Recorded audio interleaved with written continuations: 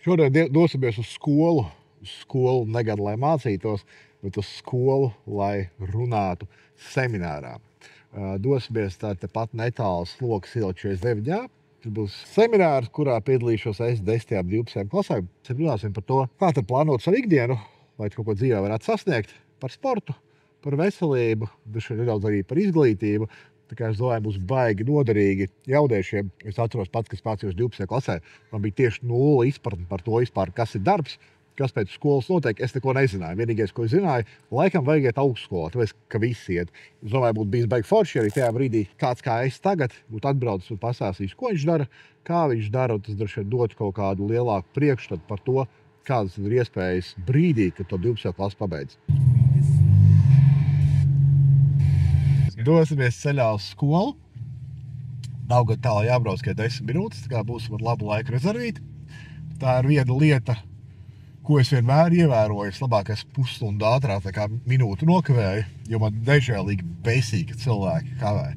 Tā kā piemērs, ja tev ir sarunāts pārunas pie mums uz pārdošanu, un tu nokavēji, tur 99%, kad mēs to neņemsim. Lai vai tu tur cik labs pārdojums būtu, ne? Tāpēc, kad tu parādi, manuprāt, to, vai tu gatavojies pirms tam. Protams, var sanākt, zin kā, tur autobus to neatnāk, vai ne, bet tas parāda to, vai cilvēks gatavojās kaut kam. Jo tomēr, ja tev kaut kur jābūt konkrētā laikā, tu domā, labi, kur es tur nomazgāšos, saģērbšos, paēdīšu, kamēr aizbraukšu, tu kaut ko plāno, un ja tu nevari pat ierasties laikā, kā tu izdarīsi kaut kādus citus darbus, vai ne? Tā kā ceļš mums nav tāls. 10 minūtes, aizbrauksim uz skolu. Mums teica, ka ielaidīs skolas teritorijā apstāties, lai mums nav jāmetlēna, kur stāvvieta. Tad tur būs seminārs, sauc par semināru, es gribu to saukt vairāk par interviju ar publiku. Un tur būs Džeks, es gan nezinu, vai viņš strādā tajā skolā, vai viņš vienkārši kāds no 12. klases skolādiem, jo viņš salīdzinoši jauns, un ar ko to mēs noskaidrosim. Bet formāts būs tāds, kā viņš man uzdos jautājumus, paintervēs mani, un es tad pateikšu savus domas, ko es domāju. Viņš man vakar bija sasūtījis jautājumus. Tie jautājumi likās, daļa likās ok, daļa likās ar baigi vispārīgie. Un mēģināsim varbūt runāt vairāk par tādām konkrētām specifiskām lietām, nevis vispārīgi, jo tā kā tu runā vispārīgi, cilvēkam, skatītājam ir baigi grūti paņemt to informāciju un ielikt ikdienā, vajag runāt vienkārši saprotam konkrētām lietām, kas ir jādara, vai ne? Tā kā to arī šodien mēģināsim darīt. Šodien jau es vēl nevaru normāli runāt, bet es varu runāt bišķi labāk, jo man deguns ir +1 atkopies. Deguna operācija 28. janvārī pagājuši cik dienas, kaut kādas 13, 14 dienas. Un man joprojām degunē tāds plasmas strubiņas. Tā kā, kad es runāju, izklausās vienkārši apslims, man deguns ciet, bet deguns man baigi ciet nav, bet man tās strubiņas tur ir. Bet ir labā ziņa, tās strubiņas rīt ņems ārā. Tā kā tad es varēšu beidzot normāli elpot, normāli runāt un kārtīgi filmēt podkastus, mēs atkal varēsim atsākt.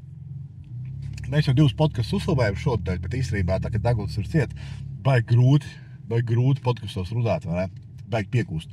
Un tās trubiņas rīt var izņems ārā, cerams, ka viss tur būs kārtībā. Varēsim atsākt kārtīgi filmēt. Tā kā, ja ir kāds viesis, ko tu gribi, lai mēs uzaicinām uz podkastu, ierakst komentārā. Pagaidā būs tur viesi līdz marta kaut kādam, marta sākumam, varbūt marta vidum, jāapstāst, cik tālu mēs esam salikuši. Un tā kā mēs podkastus turpināsim filmēt. Es gan nezinu, vai tikpat intensīvi, bet noteikti turpināsim filmēt. Protams, mums vajag vēl viesus. Latvijā viesus grūti atrast uz podkastiem. Kāpēc grūti? Tāpēc, ka pusi Latvijas reklamē kazino. Vai arī ceruslēk un tusē un rāda, ka ceru un tusē un tādus viesus mēs negribam. Mēs gribam labus viesus, kas rāda labu piemēru. Kā tev vidusskola patika? Kā man patika vidusskola? Nebija tā, ka vidusskola man nepatika. Nebija arī tā, ka baigi patika. Man ļoti daudz, kas tur šķita bezjēdzīgs un nenoderīgs. Un tagad, kad es esmu bišķiņa lielāks, bišķi pieaudzis, sapratu, ka tieši tā arī bija. Pirmās 9 klases bija labas. Nu, tu ar kaut kādiem cilvēkiem sapazīsties vai ne, kaut ko tur iemācies noderīgu. Bet 10, 11, 12, man tā šķiet, tas bija tādas lietas, ko tu dzīvē vispār neizmantos. Nu, lielākā daļa no priekšmetiem. Man tā šķiet, ka vajadzētu kaut kā savādāk. Es zinu, ka ir tās, kā viņas sauc skolas, kur ir profesijas, tehniskās skolas, arodskolas, tehnikumi. Manuprāt, tas ir noderīgi, jo tā aizvien iemācies kaut profesiju, bet tāda parasta vidusskola, un tā šeit tur pietrūks tādas reālas dzīves lietas. Nu, varētu mācīt par nodokļiem vai nekā nodokļus maksāt, kā izveidot uzņēmumu, kaut kādas reālas lietas, kas ikdienā nodara. Jo lielākā daļa tur Pitagora teorēma un ķīmijā kā rēķina kaut kādas tur molekulu masas vai ne. Un tas tev baigi ikdienā tā kā nenodara. Nē, varbūt, ja tu ej par kaut kādu pārtikas tehnologu strādāt vai kaut kādu ķīmiķi, tad moši tev tas nodara, bet tāda vidēja latvieti, manuprāt, tas ir diezgan nevajadzīgi. Tā kā iemācīties reiz kaut kādu profesiju, manuprāt, būtu daudz noderīgāk. Bet no otras puses, ja tas cilvēks, kas ir izplānojis, es gribu tikt labā augstskolā bez maksas, tātad budžeta grupā, tev vienkārši ir jāmācās, jo tev vajag labi nokārtot eksāmenus, vai ne, savādāk tu netiksi budžetā. Tā kā es domāju, ka vidusskola ir super svarīga tikai tiem, kas zina, ka kaut kāda iemesla dēļ grib iet augstskolā un grib augstskolā tikt budžeta grupā. Tikai tiem. Visiem tiem, kas ies mācīties par maksu, vai tiem, kas neies augstskolā, vidusskolā, manuprāt, nav baigi svarīgā. Nu, protams, Latvijā ņemot vērā kāda likumdošana, ja to nav 12 klases pabeigts, īstenībā daudz ko pēc tam nevar darīt. Labs piemērs C kategorijas treneru certifikāts, kas arī man ir. Ja to nav 12 klases pabeigts, tu nevar tie programmā iestāties un viņu dabūt. Kas it kā šķiet bišķiņ neloģiski, par kam tā 12 klases, lai dabūtu treneru certifikātu, bet tā vienkārši ir. Un es pieņemu, ka ir vēl diezgan daudz un dažādas lietas, ko tu nevari darīt, jo tev nav 12 klases. Tā kā 12 klases tas noteikti visiem būtu jāpabeidz, noderētu, vai ne? Bet tālāk jau augstskola iet, neiet, nu jāsaprot pēc tā, kāds tavs mērķis. Ja tu gribi būt ārsts, protams, tad vajag augstskolu. Ja tu gribi vienkārši pelnīt naudu, nu tad droši vien augstskola nebūs varbūt tas pats priekš tevis noderīgākais, vai ne? Tā, tiem būs laikam jāgriež iekšā. Te mēs griežam iekšā, mēs gan esam diezgan agri. Tā kā domā, iebraukšu teritorijā tikai ar caurlaidēm. Iebrauksim iekšā, pastīsimies. Mēs esam Jāņa Steinhauera vidusskolā. Iebraukšu teritorijā tikai ar caurlaidēm, pastīsimies, vai te? Vai mēs esam īstajā vietā? Vai nebūs tā, ka būs tu dzīs projām? Vai mēs esam piebraukuši pie skolas priekš? Varbūt mums tur jābrauc. Kā tu domā? Tā kā karalis. Ja tev ir M4 competition, tad var šeit parkoties. Uzzvanīsim tam Džekam, uzprasīsim, kur viņš mums ir. Alo, sveiks. Sveiks, Artūr. Mēs piebraucām, es iegriez iekšā, bet es tas Jūs jau piebraucāt? Jā, es tas pie tām skolas galvenajām durvīm. Tur vajadzēja braukt vai citur kaut kādu mašīnu. Jo te izstās neīstā vieta. Es tūlīt parādīšu, es iziešu ārā. Jā. Šitas tā labākā dziesma. Kur mums jābrauc? Pa kreisi tālāk. Kur pa kreisi? Tur būs diezgan pilns. Jā. Noliec mašīnu, kur var. Viens ir pluss šitai mašīnai, ka viņai ir idiotu aizsardzība, kā es to saucu. Ja tu brauc atmuguriski un nesties ekrānā un tu piebrauc pa tuvu, viņš vienkārši uzsver pa bremzēm un tu apstājies vienkārši. Mums ir jaunumi, mums ir proteīna batoriņi, divās garšās. Mums ir banāna šokolāde, mums ir melens. Īstenībā proteīna batoriņas diezgan aktīvi pērk. Es pat rīt pasīties, cik aktīvi pērk, jo mēs saražojām proteīna batoriņas. Mums bija tā doma, ka tie batoriņi pietiks kādiem 4-5 mēnešiem. Bet pagaidām viņus pērk. Es varbūt no telefona nevarēšu redzēt, cik daudz viņus pērk. Katrā ziņā viņus pērk diezgan aktīvi. Pērk diezgan aktīvi, šobrīd izpirkti 15%. Viņu uz vietas mums ir nedēļa. Līdz ar ko laikam pietiks bišķiņ mazāk kā 2 mēnešiem. Bet sāksim ražot jau laicīgi.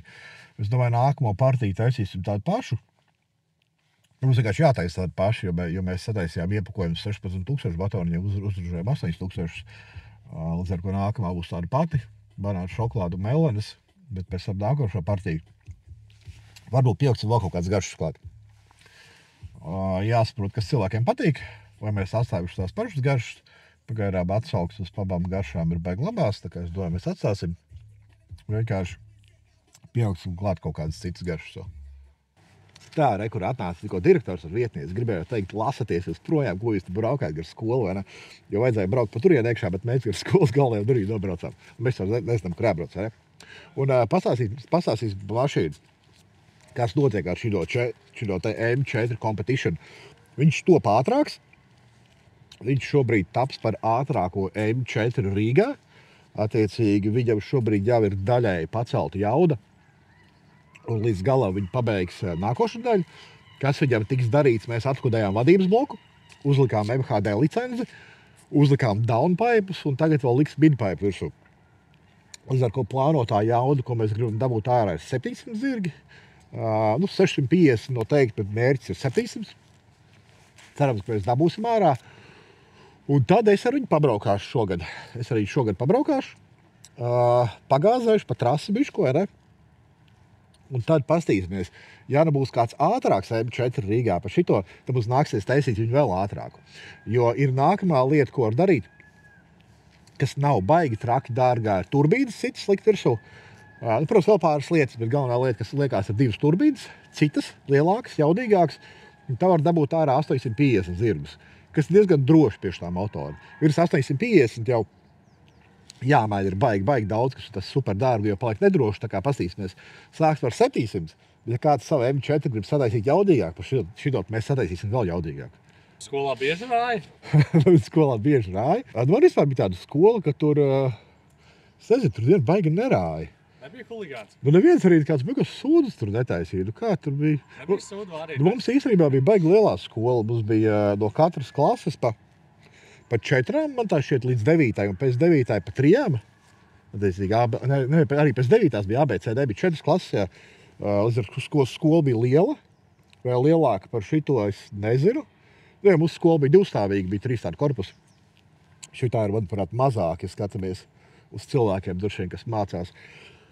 Jā, bet es skolās nekāds beigās sūdzes netaisīju. Jā, tad, kad sākās kaut kāda 11. 12. klases, bieži stundā vienkārši nenāca. Man negribējās gaisu zāli kačāties, bet neko baigi citas tur. Jā, mēs skolā spēlējām pokeru uz naudu, un, protams, stundas laikā naudu tu negriez viens uz otru pusi. Mēs pierakstījām uz lapiņas, kurš ir plusā, kurš ir mīnusā. Un bija pat tādas dienas, ka kāds zaudēja 50-60 eiro, bet, ja zaudēja 50 eiro, tu viņus neatdod. Saka, es nākamajā dienā atspēlēšu. Parasti atspēlēju, bet bija arī, kas zaudēja tur 50 eiro neatspēlēju. Ko, ejam laikam iekšā, vai ne? Mēs atvedām pāris kreatīnus, batoniņus un vienu kepku atvedām. Mēs atvedām, kas mums ir. Mums ir 6 kreatīni, mums ir batoniņi kaut kādi 10, mums ir 3 linesmeni, lai labā galva strādā. Mums ir viena kepka. Dosimies uz skolu. Vidusskolā 14 gadus tāds bijis. Augstskolā pēdējo reizi biju pirms gadiem kaut kādiem 5, kad es juridiskajā koledžā mācījos. Nebija tā, ka man baigi patika. Un zīs, man nepatīk skolā. Man nepatīk tā sistēma, ka tu mācies, un nezinu, teiksim, tev patīk matemātika. Tur 3 matemātikas nedēļā. Kāpēc ir 10, vai ne? Es domāju, ka katram vajadzētu mācīties vairāk to, kas viņiem patīk. Ar ko augstskolā man bija tā pati problēma. Citā kaut ko studēju, bet tas, ko es gribu, nav tik daudz, varbūt, kā man gribētos, bet tas, ko es negribu, ir baigi daudz. Un tā arī liekas, it kā tu studē, tērē laiku, tērē naudu, bet beigās daļa informācijas, ko tu uzņem, nav tā, kur tev gribētos, vai ne? Tā kā, manuprāt, tas bišķi skolās pietrūkst. Bišķi tas, ka tu pats var plānot, ko tu mācies, kā tu mācies, cik tu mācies. Tā kā es domāju, ka lēnu gari jau tā izglītības sistēma varbūt mums mainīsies. Tā kā būs sējas, es negribēju būt pedagogs. Es tagad esmu pedagogs. Es esmu pedagogs internetā par fitnesu. Tā kā doma ir tā pati. Ja tu varētu būt skolotājs, ko tu mācītu vienu lietu? Ko es mācītu? Priekšmets, tas droši vien būtu kāds jauns priekšmets. Tas nevarētu būt esošais kaut kāds. Es mācītu par dzīvi, priekšmets par dzīvi būtu. Un priekšmetā par dzīvi būtu viss iespējamais. Vai sporta skolotājs? Sporta skolotājs, nebūtu sporta skolotājs. Kāpēc? Tas es nezinu, garlaicīgs stundas. Tu pasaki, visiem skrien aplīt, visi skrien aplīt, vai ne? Nešķiet baigi interesanti. Pastāv, tur ir džeks uzvalkā. Vai tur atildāk? Iesim pastīsimies, kur mums jāiet, ne? Tā, tur un pa kreisi. Čau! Čau! Tur mums jāiet. Tā, iesim pastīsimies. Sajūties populārs. Jūs tev tos pašus laiku jūtos populārs? Tur mēs vienmēr jūties populārs, vai ne? Šodien varbūt populārāks kā citas reizes. Čau! Kāds satraukums. Nav jau olimpiskās spēles. Mums prieks, ka jūs ieradāties un arī dosim vārdu Laurim. Arī varbūt nedaudz pastāstīt par sevi. Ja te ir kāds, kurš vēl nezina, kas ir Lauris Mičels, nedaudz backstory. Īsais stāsts, ar ko mēs nodarbojamies šobrīd, palīdzam cilvēkiem justies labāk. Kā mēs to palīdzam? Palīdzam cilvēkiem svaru zaudēt, sakārtot miegu, muskuļus uzaudzēt, sakārtot ikdienu, vispār nodarbojamies ar uzturu bagātinātā ražošanu, tirdzniecību un cilvēku konsultācijām. Par mani varbūt tāds īsais stāsts. Šis droši vien ir mans pirmais tāds veiksmīgais bizness, kas man šobrīd. Biznesi man bijuši daudz un dažādi, bet vairāk tādu hobiju līmenī. Mans laikam bijis tās pamatdarbs, biznesu uz puslodzi, un tad pagājušā gada sākumā es sapratu, ka laikam jāpāriet darbam tikai sevī. Iemesli tur bija vairāki. Viens bija, protams, tas, ka fitness vienmēr bijis tā man sirdslieta. Es sapratu, ka ja es tādā hobija līmenī varu nopelnīt naudu tikpat kā, teiksim, savā pamatdarbā, tad loģisks risinājums bija ar 100% vienkārši iet uz fitnesu. Un mēs šobrīd nodarbojamies ar to, ka mēs audzējam pārdošanas komandu, attiecīgi audzējam cilvēku skaitu, kas palīdz tieši konsultēt. Varētu teikt pārdot, es negribētu to saukt par pārdošanu, es gribētu vairāk to saukt par palīdzēšanu cilvēkam atrisināt savu problēmu. Jo tomēr, lai cilvēks to pašu svaru nomestu, izdarīt jebko citu, viņam pašam ir jāgrib, līdz ar ko mēs pārdodam cilvēkiem, mēs pārdodam to vīziju, ka ir jāsāk strādāt ar sevi, strādāt pie sevis pilnveidošanas, tā teikt, visās jomās. Manuprāt, vajag daudz cilvēku ieceklējas uz vienu jomu, vai tur muskuļus uzskačāt, vai, teiksim, naudu nopelnīt, un cilvēkiem, manuprāt, bieži vien pietrūkst tāda vispārēja attīstība. Jo tomēr svarīgs viss, vai ne, kad nauda nopelnīt gan attiecības ar citiem, kad, teiksim, tāpat labā forma, un jāsaprot, kad jākoncentrējas tikai nevis uz vienu lietu, bet uz tādu lietu kopumu. Vai kādi bija tie galvenie izaicinājumi līdz visā šajā ceļā, līdz tieši šim punktam? Tu domā tieši biznesa izaicinājumi? Es domāju, jā, biznesa izaicinājumi. Man nešķiet, ka kaut kas vispār kādreiz bija grūti. Jo es varu pateikt, kas bija grūti. Grūti bija, kad strādāju no 18 līdz 22 gadiem strojkā un es varu Eģiptes 5. stāvu. Tas bija grūti. Bet, ja mēs skatāmies uz to, ko es daru šobrīd, filmēju video, stāstu cilvēkiem, kā uzlabos ikdienu, tas ir viegli. Tas jau nav grūti strojkā strādāt. Bet varbūt tādi lielāki izaicinājumi, viņi varbūt nāk nevis tieši no manis, bet, droši vien, daļai no manis, bet daļai tas, ka Latvijā mūsu sabiedrība ir tāda, kad, ja kaut ko tāds darīt, visi saka, to nekas nesanāks. Viss ir slikti, vai ne, to nekas neizdosies, un varbūt grūtākais ir tiešām noticēt pašam sev, ka tu vari. Jo apkārt ir ļoti daudz negatīvu cilvēku, kāpēc cilvēki ir negatīvi, varbūt tāpēc pašai kaut kas nav izdevies. Ir svarīgi neuzņemt to negatīvismu, uzņemt tikai to pozitīvismu apkārt cilvēkiem. Latvieši, es arī pats esmu pamanījis, ka latvieši ir tāda heiteru tauta, ja tā var izteikties. Un ir, ja kāds sasniedz vismaz mazāko mērķi, uzreiz būs 101 iemesls, kāpēc viņam ir paveicies, kāds viņa vietā kaut ko ir izdarījis. Jā, tā ir tā interesantā lieta. Visu, ko es esmu sasniedzis pats. Neviens man nav neko devis, vai ne? Nav arī bijis tā, ka es dzīvoju kurā trūcībā. Bija tā teikt, vidējā slāņa vecāka, vai ne? Mums bija ko, man tur PlayStation bija, man tur bija 12 gadi, vai ne? Visi kā bija tīri ok.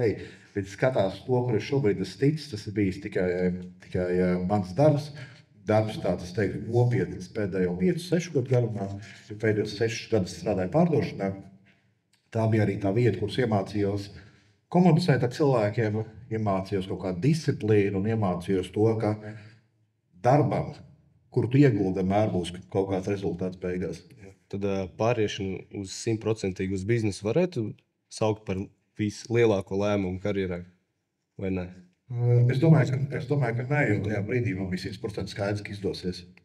Jo, ja man ir tāds pamatdarbs, kur man izdodās, ja man ir hobijs, kur man izdodās, tas skaidrs, ja es visu enerģiju pārvērstu uz hobiju, kas arī izdodās, viņš izdosies. Varbūt tāds lielākais karjeras izaicinājums bija, kad es sāku strādāt pārdošanā. Jo pārdošanas prasmes man bija 0, runāt es nemācēju, vai ne? Skolā tā kaut kas pie tāfels jāprezentē, es vienkārši skatījos uz prezentāciju un visu lasīju. Līdz ar ko tas bija, manuprāt, tāds grūtākais solis karjerā. Darbs pārdošana arī tas ir grūts, jo kas tad darbs pārdošanā, tu zvani nepazīstamiem cilvēkiem, mēģina kaut ko pārdot, vai ne? Un pa lielam Latvijā ar tevi runāt negrib neviens. Līdz ar ko tu uzzvani 100 cilvēkiem, 97 pasaka, lai viņiem beidz zvanīt. Tā kā tas man taču ir bijis tāds lielākais, vai jāsaka, grūtākais lēciens.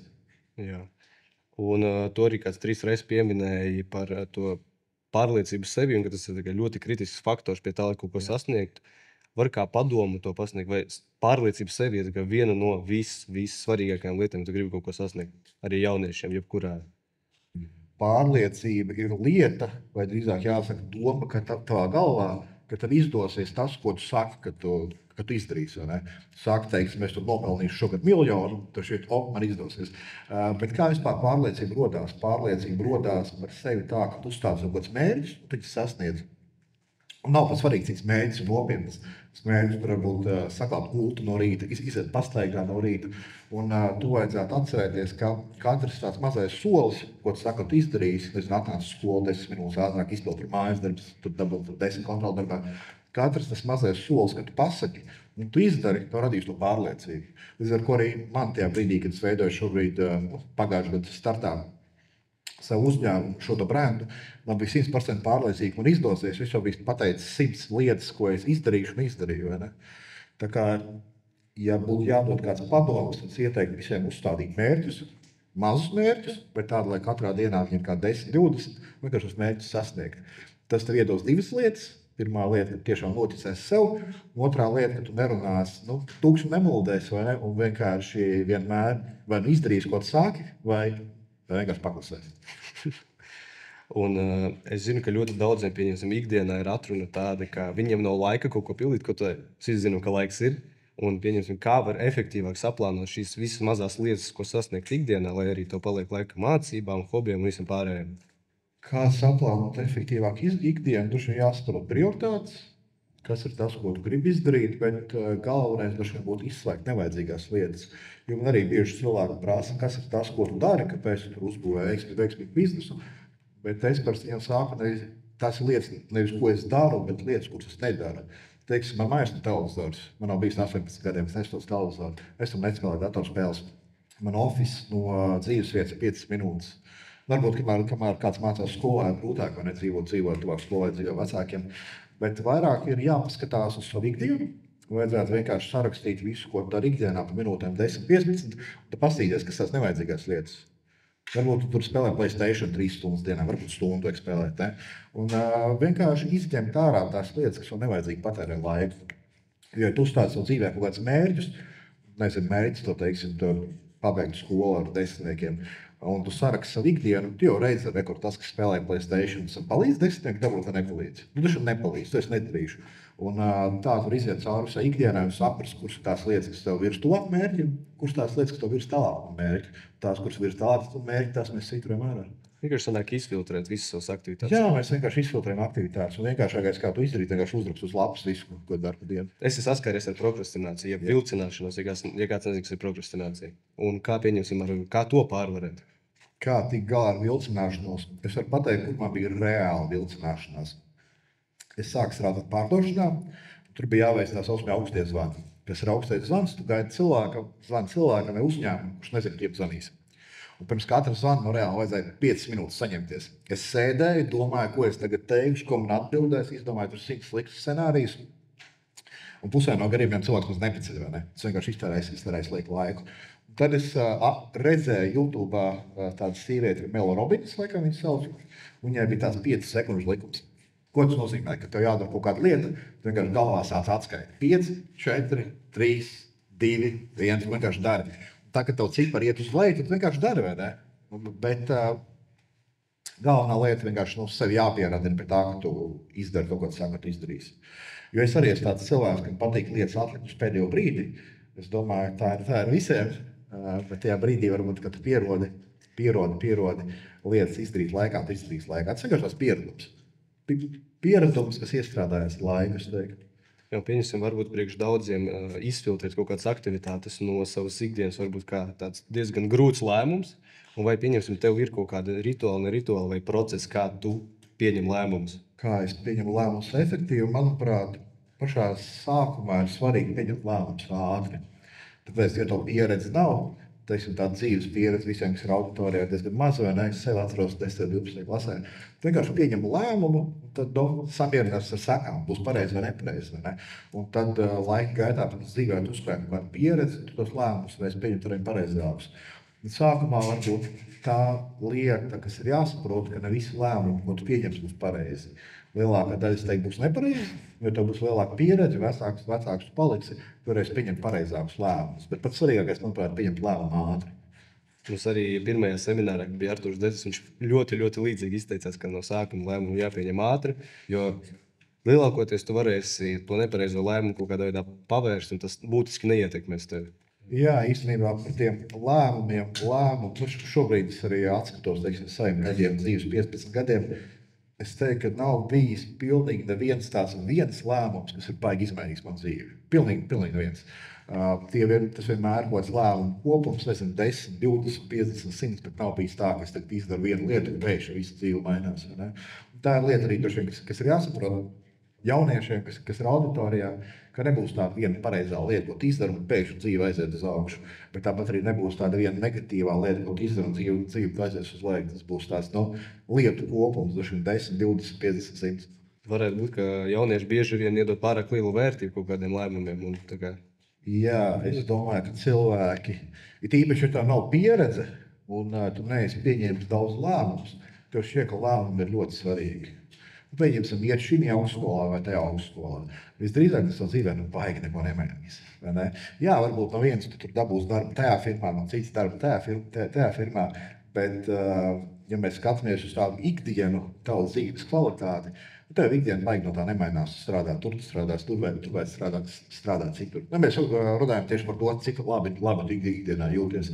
Ja tomēr, ja tu gribi justies labi ikdienā, tas jau sākās no tevi, nevis no kādiem ārējiem apstākļiem. Un arī šo svarīgo lēmumu pieņemšanā bieži vien jaunieši ir ietekmēti ar apkārtējo vidi, piemēram, ar vecākiem vai ar draugiem. Un kā palikt pārliecināti un tieši par savu lēmumu beigās pieņemt to, ko tu gribi, nevis savu apkārt? Man patīk tāds princips, kas, manuprāt, strādā tīri labi. Ja kāds tev dod padomu, tad padomā, vai tu gribētu būt tajā vietā, kur tas cilvēks. Teiksim, ja tev dod padomu draugs Jānis par to, kur augstskolā iet, viņš pats nav gājis augstskolā, varbūt nevajag to ņemt padomu, vai ne? Bet ja tev padomu dod kāds cilvēks, kas, teiksim, ir veiksmīgs dzīvē, 10, 20, 30 gadu vecāks par tevi, un tu šeit paklausies tie padomā. Ar vecākiem ir īstenībā diezgan līdzīgi, vai vajag klausīties vecāku padomos. Ja tev vecāki ir tur, kur tu gribi būt tu, tad, protams, jāklausās. Dari to pašu, tu būsi turpat, bet varbūt, ja tev vecāki nav tur, kur gribi būt tu, varbūt nevajag visu dzīvi arī balstīt uz vecāku uzskatiem. Bet tā, manuprāt, viena problēma. Man kā tāda problēma nav bijusi, bet es dzirdēju daudziem citiem, kad cilvēks, teiksim, tieši arī jaunietis pieņem tos lēmumus, balstoties to, ko saka vecāki, dzīvo pēc tā, ko grib vecāki, pēc 10, 15 gadiem domā, nē, zini kā, vajadzētu darīt savādāk. Tā kā es tomēr domāju, ka vajag paļauties tikai sevi, klausīties sevi, un tad arī tu pēc tam gan būsi 100% atbildīgs par panākumiem, gan par neveiksmēm. Ja tu esi 100% atbildīgs par visu, tev to var mainīt. Jo, manuprāt, kas ir pats sliktākais, tu paklausi padomam, to nesanāk, tad vainot ar citu cilvēku. Tas ir visu latviešu princips, man liekas, pašlaik. Kā jaunietim izvirzīt realistiskus mērķus, lai viņus varētu sasniegt? Lai tie nav pārāk grandiozi, bet arī nav pārāk mikro. No mērķiem baigi jāsaprot, kādi tieši mērķi, teiksim, dzīves mērķi, naudas mērķi. Bet kā vispār izvirz mērķis? Manuprāt, ir jāizvirz mērķis gadam. Arī mēs šobrīd uzņēmumā izvirzam mērķus ne vairāk kā gadam, bet tomēr gadu laikā vajag daudz kas pamainīties. Tu izvirzi savu gada mērķi, kādam viņam jābūt tādam, ka tu domā, varbūt sasniegšu, varbūt nesasniegšu. Viņš teiks, es nevaru izvirzīt mērķi, pelnīt 50 miljonus gadā nākošu, bet vienkārši nenotiks. Ne? Bet to jāizvirz tāds mērķis, par kuru domā, varbūt būs, varbūt nebūs. Viņam jābūt izaicinošam. Tad jau to mērķi vienkārši sadala mazākās daļiņās. Teiksim, svaru zaudēšana super piemērs. Teiksim, tur cilvēkam zaudēt 10 kg. tur 10 nedēļu laikā, vai ne? Kas to jāizdara? Jāzaudē kilograms nedēļā. Kas to jāizdara, lai zaudētu kilogramu nedēļā? To vajag 7000 kaloriju deficītu. Tad 7000 kalorijām patērēt vairāk nekā uzņem.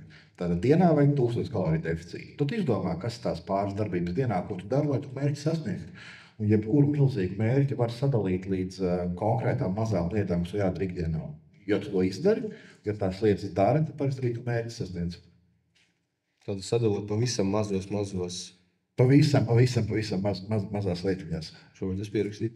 Un vēl šim te piebildīšu, cilvēks to ļoti labi iemācās sportā. Sports ir super lieta, ko katrs arī no auditorijā esošiem var sākt, un tur cilvēks uzreiz redzēs, kas iegulda darbu, ir rezultāts. Jo tomēr, kamēr tu mācies skolā, nav daudz lietas, kur tu vari praktizēt, teiksim, to disciplīnu un dabūt to sajūtu, ka rekurss iegulda darbu un rezultāts. Labi, it kā tā ir mācīšanās, vai ne? Bet no otras puses ir cilvēki, varbūt, kam ir labāka atmiņa, kam ir sliktāka atmiņa. Manuprāt, skola ir vairāk tāda atmiņas spēle, vai ne? Ja cilvēks labāk atcerās, viņam labāk sadzīmes, sliktāk atcerās, un nav labas sadzīmes. Bet dzīvē jau tomēr atmiņa varbūt nav pats svarīgākā lieta, ir daudz citas svarīgas lietas. Tāpēc, manuprāt, sports ir lieta, kur visiem, tā teikt, ir ļoti līdzīgi nosacījumi. Manuprāt, līdzīgāk nekā, teiksim, mācoties. Tur pilnīgi visur praktizē to, kas iegulda darbu, un atpēc saņem kaut kādu rezultātu. Sanāk, disciplīna vienmēr būs svarīgāka par motivāciju, kurā sfērā. Es teiktu, ka jā, jo motivācija tā noteikti nebūs. Vai es esmu motivēts katru dienu kaut ko darīt, tas ir baigi nē. Noteikti es neesmu motivēts katru dienu celties 5 un iet ārā pastaigā augstumā, vai ne? Toķi neesmu motivēts. Bet, ja es uzlicis uzstādījumu, man ir jāaiziet pastaigā, lai es labi justos, un es gribu labi justos, es to vienkārši daru, vai ne? Tieši tāpēc ir tas svarīgi. Tev ir tas gada mērķis, tev ir dienas mērķis, tās darbības, kas ir dienām, tās vienkārši dari. Tad tev nav jādomā, es esmu motivēts, es neesmu motivēts. Jo es noteikti neesmu motivēts, es teiktu, 80% no dienām. 20% esmu motivēts, pārējās dienas vienkārši daru. Un arī tu pateici viņas par agrējām pastaigām. Es domāju, ka tu arī zini, ka ir daudz cilvēku, kuriem ir tās ilgās rīta rutīnas vai jebkādas rutīnas. Kāds ir tavs viedoklis par to, vai tas ir ļoti svarīgs vai nav? Agrāk es domāju, ka tas ir diezgan svarīgi. Šobrīd es esmu sapratis, ka tas priekš manīm nav baigi svarīgi. Man ir tā, es pamostos, attaisu acis, es pēc 4 minūtēm esmu pie datora un strādāju. Pastrādāju pusstundu, tad ārā pastaigā. Agrāk arī man tur bija savas rīta rutīnas, es tur staipījos, tur elpošanas vingrinājums taisījos, gāju tur augstās dušās. Tad es sapratu, tas jau nepalīdz baigi sasniegt mērķus. No tā, kas iešu augstā dušā, vai kāds cilvēks labāk izpratīs, kas ir kreatīns, dušai, kad ne.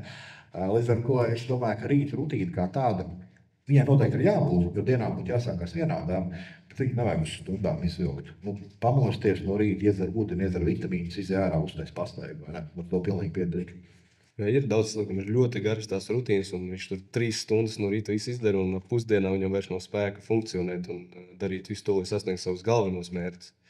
Un arī, ja mēs pieskārāmies pie sporta, cik svarīgs sports ir cilvēku ikdienā, arī neskaitot disciplīnu. Es pilnībā piekrītu, disciplīna ir ļoti, ļoti svarīga katram cilvēkam, tā ļoti palīdz, ja tev tāda ir. Bet arī kādi citi aspekti no sporta translējās uz dzīvi? Viena lieta noteikti, kas ir svarīga, ka tev dzīve vairs nešķiet tik grūti. Jo tomēr sports ir kaut kādas grūtības, kas to jāpārvar. Tīpaši, ja tu nopietni sporto, tagad tu teiksi, nav svarīgi pacelt 100 kg, noskriet 20 km. Tu saproti, ka tas bija reāli fiziski grūti. Ja pēc tam tur ir kaut kāda problēma ikdienā, kas tev uzpeld, nezinu, kontroli var 2 dabai vēl kaut kas, vai ne? Taču, ja tā nav tik traki, es vienkārši izlabošu, ietrīšu šito man sanāks, vai ne? Jo sports iedod to, ka ir darbs, ir rezultāts. Tad to mēs arī saprot citās dzīves jomās. Manuprāt, ka cilvēki, kuri nesporto, viņiem uzreiz var redzēt, ka viņi īsti to neizprot. Viņi kaut ko dara ikdienā, tur viņi nesaprot, kāpēc nesanāca, vai ne? Un es nācu ar darbu neieguldīju vienkārši. Cilvēkiem, kas grib sākt sportot, viņiem varbūt ir bail par kaut ko, vai viņi nav droši. Ko tu viņiem ieteiktu, lai viņi sāktu to vairs sportot, jo no tā ir ļoti daudz plusu? Bet vispār kā sākt? Jāatcerās, ka sports jau var būt jebkas. Tev nav jāiet uz zāli, jāatcelās svari. Pilnīgi biedrs, ja tu izies ārā riteni pabrauks. Labi, ziemā riteni var grūtāk pabraukt, bet izies ārā, uztaisīs ātru pastaigu, noies 3-4 km. Tas ir pilnīgi pietiekams startam. Cilvēki vajag bieži vien domā, ka jākļūst par olimpisko sportistu. Tur jāsporto katru dienu, man tur jāiet uz zāli, šis jādara, tas jādara. Bet īstenībā, lai tu labi justos, tev pietiek katru dienu pastaigāt pāris kilometrus, uztaisīt 2 spēku treniņus nedēļā, kas varbūt pat mājās, tur uztaisīt pietupiemus, atspiesties precīzi, ir uztaisīt. Īstenībā vajag to pašu mazumiņu, tas mazumiņš dos vairāk. Teiksim, ja tu sporto tur 3 reizes nedēļā, tas vēl dos tik daudz, ja sporto 4 reizes nedēļā, tas dos bišķi vairāk pašsajūtai.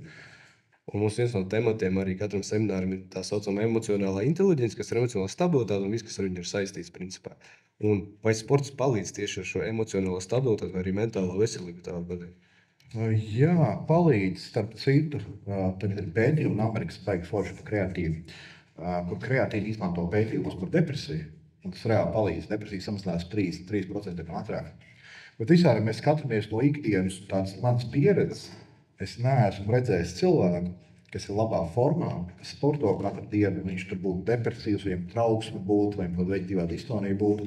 Bet visi cilvēki, es teiktu, ka droši vien, ka visi, jā, kas gan vēršās pie mums pēc palīdzības, kas saka, man tur ir depresija, man tur ir trauksme, es slikti jūtos, pilnīgi visiem viņiem ir pāris tādas līdzīgas iezīmes. Viņi nesporto, viņi nelieko svaru, viņam nav dzīvē īsti nekādu mērķu. Līdz ar ko es domāju, ka sports ir pats pamats, lai cilvēks vispār justos labi, gan fiziski, gan mentāli. Es pilnībā piekrītu, ka daudziem cilvēkiem, kuri ir nelaimīgi, viņam reāli nav nekāda dzīves mērķu lielāku.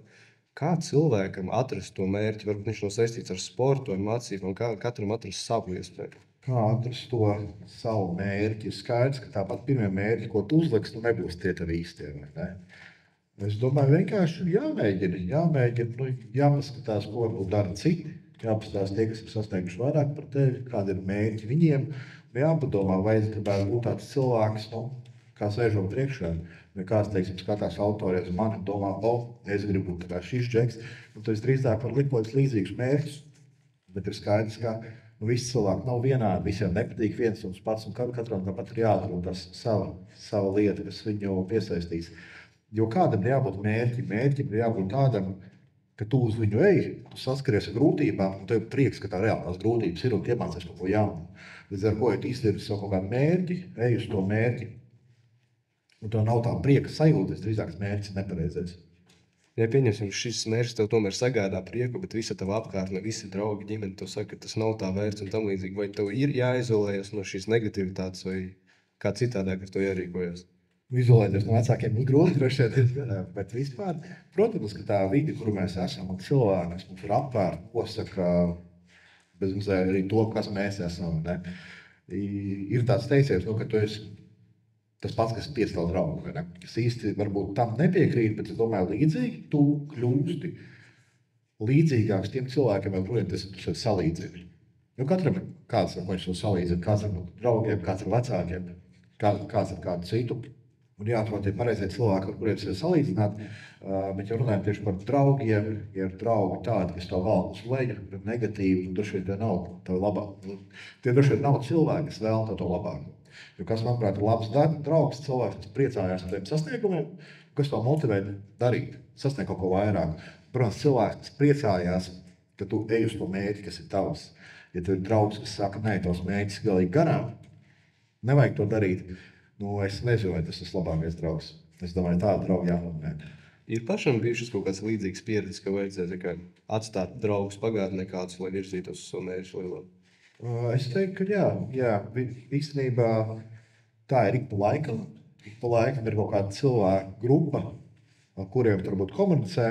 Ja tu pārauc to cilvēku grupu, tad vienā brīdī kontakts pazūd. Kāpēc kontakts pazūd? Parasti viņš pazūd īstenībā no tās cilvēku grupas, kas varbūt ir palikusi zemāk. Ļoti labs piemērs, teiksim, ar naudu. Ir kaut kāda draugu grupa, kas tur visu pelna 1000 eiro. Pēkšņi kāds sāks pelnīt 5000.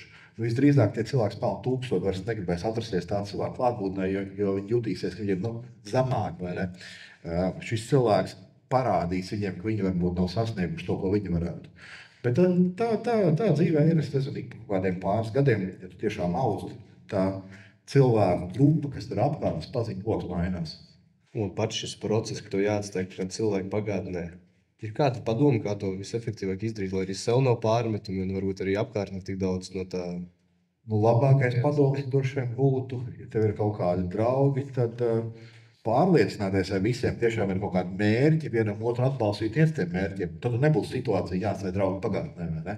Tad visi šie cilvēki augs, varbūt finansiāli augs, prasmes augs, emocionāli augs, nebūs jāstāj draugu pagātnē. Jo tā droši vien ir tā lieta, ko mēs gribam, vai ne? Ka mums ir kaut kādi draugi, ka mēs attīstamies un draugi arī attīstās. Tā kā tas būtu tas labākais variants.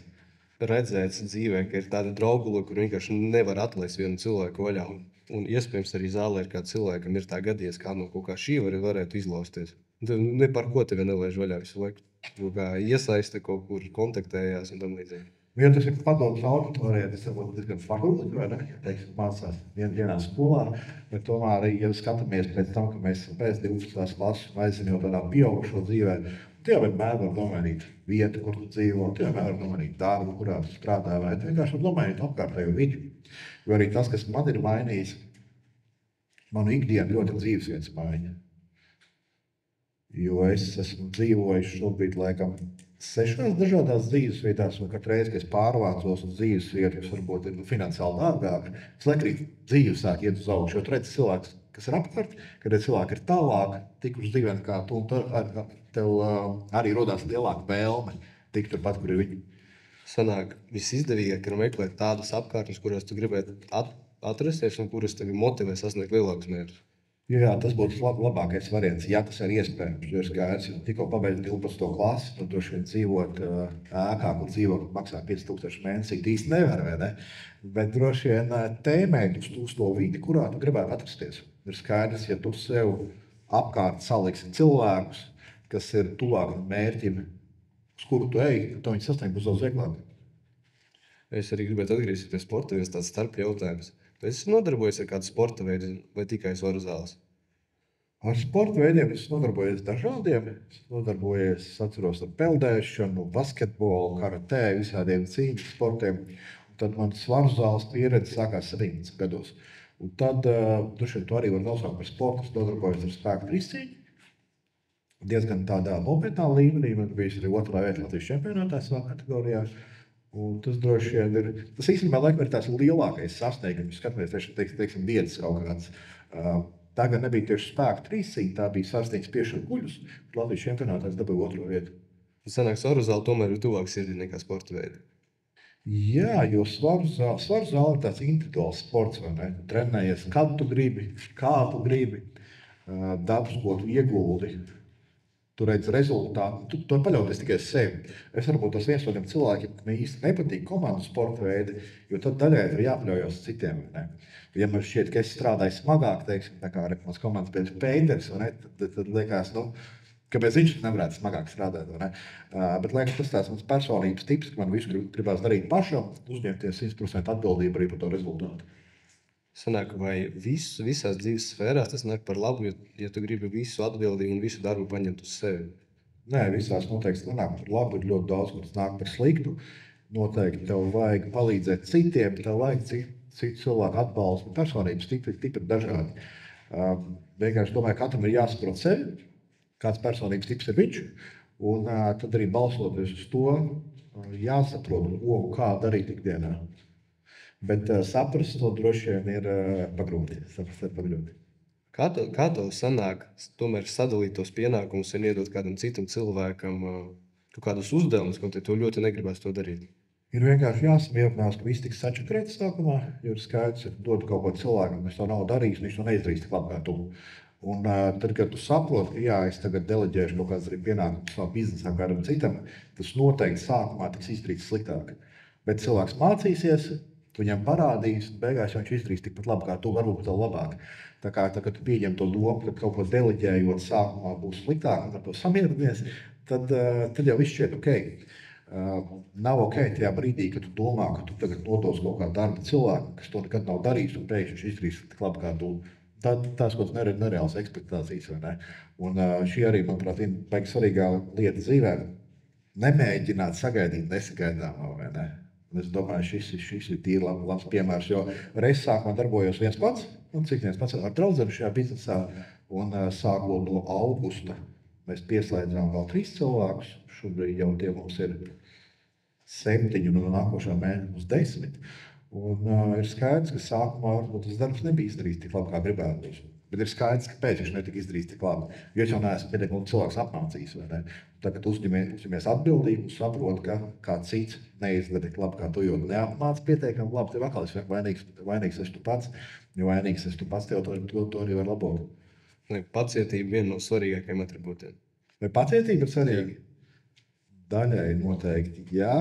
Ar to pacietību ir tā, no vienas puses tu it kā negribi būt pacietīgs, tu gribi visu darīt maksimāli ātri, bet no otras puses jāsaprot, ka kaut kādas nopietnas lietas nāk lēmumi. Teiksim, es nevaru gribēt, ka vienu gadu laikā uzņēmums izaugs 50 miljoniem, vai ne? Bet no otras puses varu katru dienu darīt maksimāli visu, lai uzņēmums augtu. Līdz ar ko ir jāmāk kaut kā sabalansēt tie mērķi un tas laiks, cik ilgā laikā tu mērķi reāli var sasniegt.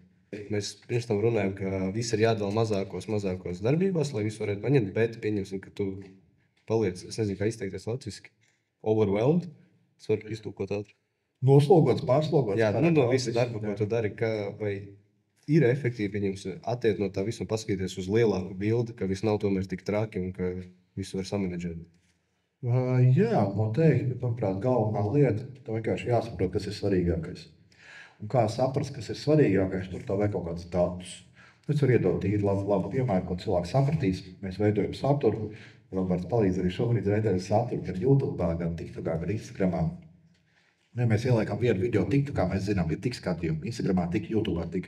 Un ja pa dienu tev, teiksim, laiks uztaisīt tikai vienu video, tad tu redzi, tur mēs dabūnam vairāk skatījumus, mēs liksim tur. Jo kāpēc parasti cilvēki nevar pieņemt kaut kādus lēmumus vai sadalīt kaut kādus darbus par prioritātēm, jo viņiem nav datu, uz kuriem balstīties. Tā kā būtu ļoti svarīgi saprast, kāda ir atdeve katrai lietai, ko tu dari. Un tā, ka tu to saproti, tad tu vari saprast, kuras lietas ir svarīgas, kuras varbūt nav tik svarīgas. Paldies, un mēs virzīsimies pie pēdējā jautājuma no tieši semināra daļas. Kāda ir galvenā atziņa no šodien? Varbūt galvenais padoms arī auditorijai, ka visas uzvaras dzīvē tev šķitīs vienādi svarīgas prātam. Nav svarīgi, vai tu aizies uz treniņa, vai tu uzbūvēsi miljonu vērtu biznesu, tā sajūta, ko tu iegūsi no tā mērķa pievērtēšanas, būs vienāda. Un tā ir tā lieta, ko varbūt es nesapratu agrāk. Man šķiet, ka varbūt lielāki mērķi radīs kaut kādu tādu lielāku piepildījumu sajūtu, bet taisnībā nav. Tas ir tas, kas jāsaprot, tāpēc ir svarīgi uzstāt daudz mazus mērķus, viņus sasniegt, un katru dienu ir tā piepildījuma sajūta, ka tu izdarīsi kaut ko svarīgu un virzies tuvāk tam savam lielākiem mērķiem.